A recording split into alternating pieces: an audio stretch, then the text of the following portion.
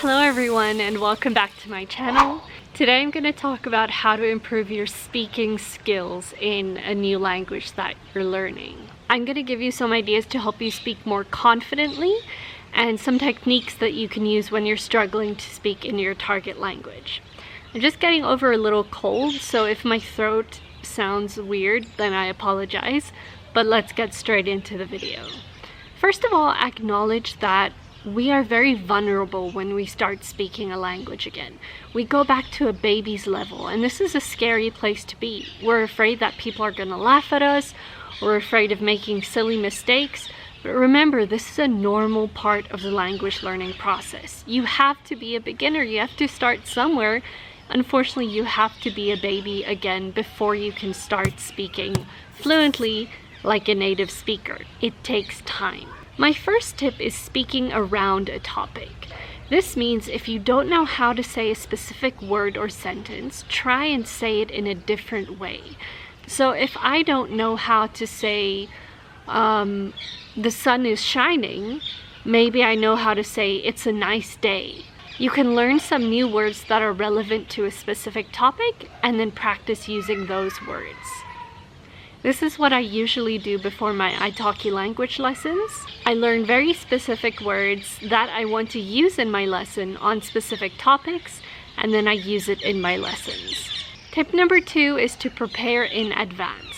If you know you're going to have the opportunity to speak to a native speaker, prepare things in advance. It's just similar to the point I said. When I was doing a lot of Spanish exchange sessions, language exchange sessions for Spanish, I would prepare some topics in advance. I would look up words related to that, and that would help me to speak because I had a better vocabulary. So if you know the opportunity is coming up, try and prepare for that as best you can.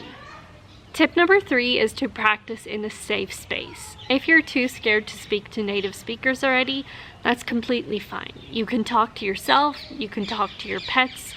I actually have a whole video about this topic which you can watch here. So be sure to check out that video, but it's very easy to practice your speaking without really talking to someone. Sorry, there is a child screaming in the other house. I'm sorry for the lots of background noise in this video. So yeah, talking to Siri, talking to yourself, talking to a pet. I talk to myself in the car a lot. Tip number 4 is take it easy. Remember, we're never going to be perfect in language learning. We still make stumbling mistakes in our home languages sometimes. Language learning is not something you should strive to be perfect in. It's okay to make mistakes. No one is going to laugh at you, and if they do, you don't need those people in your life. Worrying about formulating the correct sentences is going to make you less confident in speaking, and it's going to be counterproductive. Just try and speak, even if you're making mistakes. The goal is to talk as much as you can. Say what you're able to say, and your listener will most likely be happy to correct you. The next tip is analyze the situation and go easy on yourself. There's no rush to practice speaking, but if you do, just know it's okay to make mistakes. Don't be so hard on yourself. I'm really hard on myself when it comes to speaking, and that's just not helpful. If I want to speak, I should just do it freely and not worry about mistakes. Now, what I mean by analyzing the situation is look at where you are and what you can learn from this situation. Your listeners around you might either correct you or not. By not, I mean they'll ignore the mistake because they still understood you. And that's okay.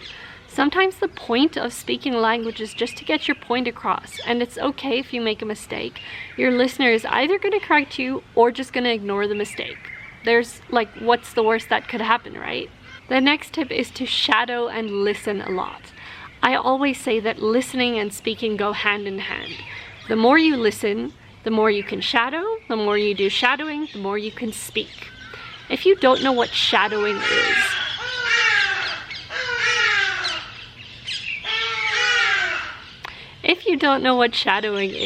it's when you talk over a topic. I have just chosen the worst time to film a video with this background noise. I am so sorry. So you can slow down a YouTube video or a TV show and you can speak with the person speaking. repeat over them, repeat what they say. This is shadowing. It's a wonderful technique, copying what people are saying over and over until you feel comfortable to talk at their speed and you can learn their pronunciation better. Next tip is to try some apps for shadowing. I just mentioned what shadowing is, so here are some apps that you can use. LingoPie is a great app that I use for learning Spanish specifically. They have content where you can watch videos and documentaries and short series in Spanish and other languages, tons of other languages, including Korean, Japanese. This video is not sponsored. I'm just mentioning that I love LingoPie. And you can pause a video and repeat over what the native speaker said.